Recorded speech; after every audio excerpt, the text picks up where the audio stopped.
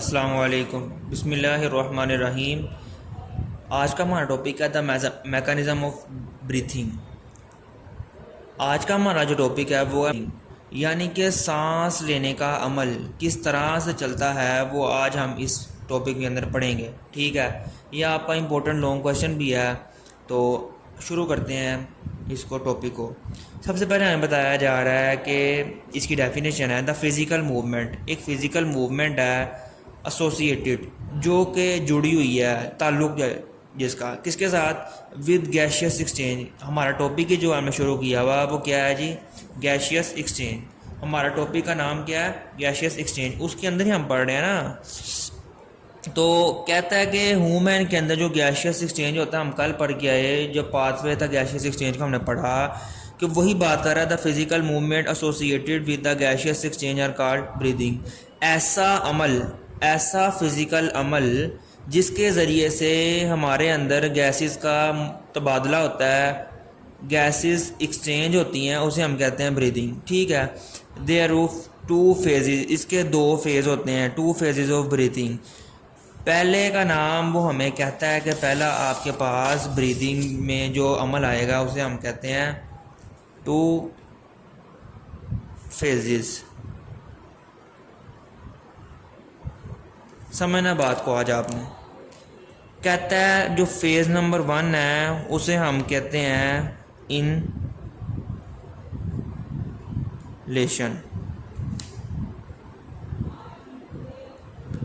जो सांस को अंदर लेके जाने का अमल है।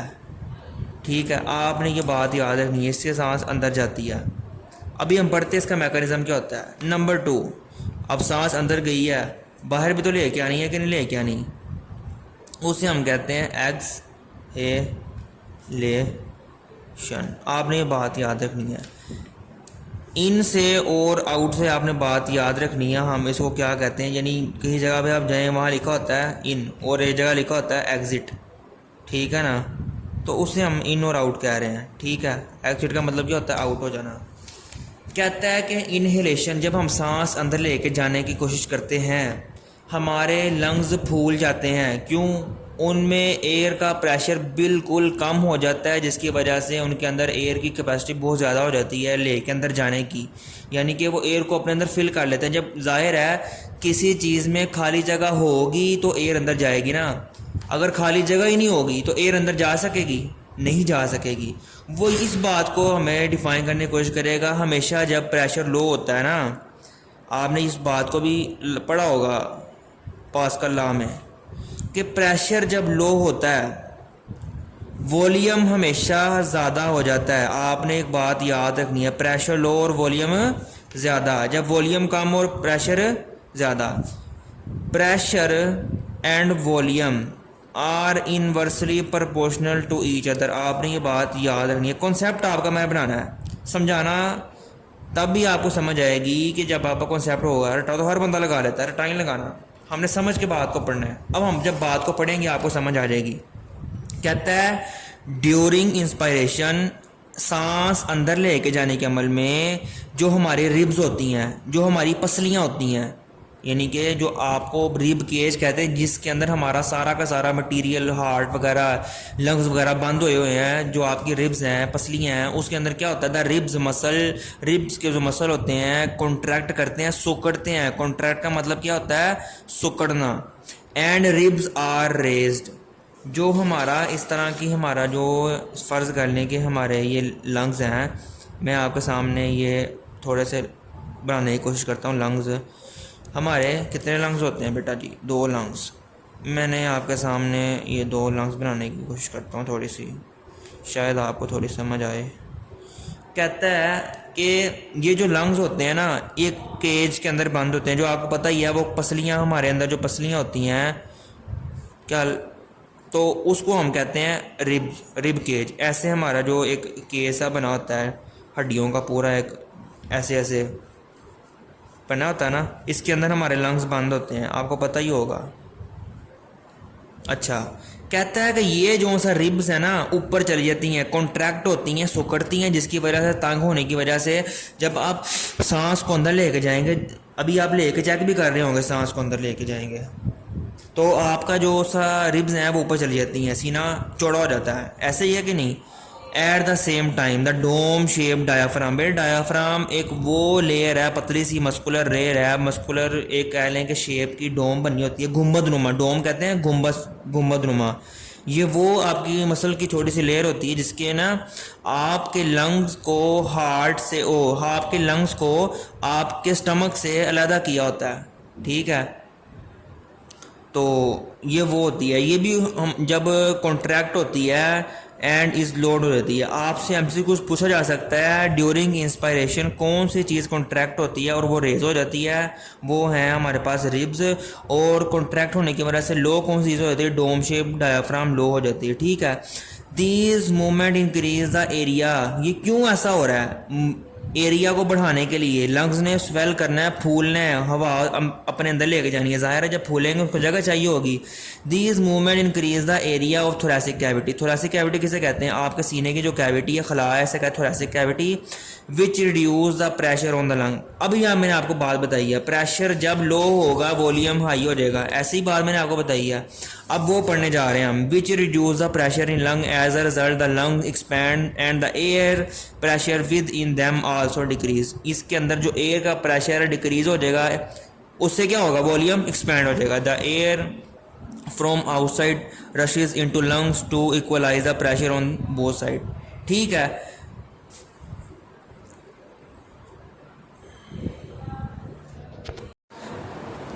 अब दूसरी बात कर रहा है एक्सपायरेशन की, वही जो मैंने आपको कॉन्सेप्ट समझाया।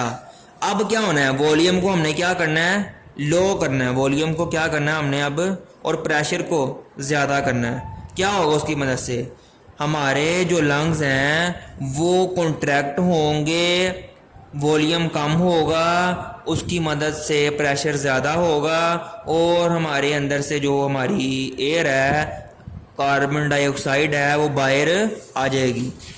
कह रहा है after the gaseous exchange in lungs the impure air, क्या इम्प्योर एयर की बात कर रहा है, कार्बन डाइऑक्साइड जो बन चुकी है इम्प्योर, जो ऑक्सीजनेटेड ब्लड था वो हम साफ हो चुका है, डीऑक्सीनेटेड ब्लड साफ हो गया, ऑक्सीजनेटेड बन चुका है।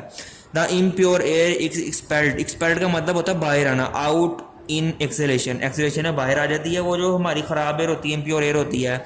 The ribs muscle now relax, अब क्या हो गया, मसल रिलैक्स हो गए हैं, bringing the ribs back to the original position. अब हमारी जो रिब्स हैं अपनी ओरिजिनल पोजीशन पे दोबारा वापस आ गई हैं। The diaphragm muscle also relax, diaphragm जब रिलैक्स होता है वो इस तरह की गुंबद नुमा शेप बनाता है, डायाफ्राम ऐसी ऐसी होती है हमारी एक डायाफ्राम, ऐसी बनी होती है डायाफ्राम। बेटा जब ये रिलैक्स होती है वो इस शेप में होती है, गुंबद नुमा, इसे कहते हैं डोम शेप, गुंबद नुमा, ठीक है। जब ये रिलैक्स नहीं होती, कॉन्ट्रैक्ट नहीं होती, तो ये नीचे की तरफ चली जाती है, ऐसे सिंपल हो जाती है, सीधी हो जाती है। जब रिलैक्स होती है डोम शेप बनी होती है, ठीक है।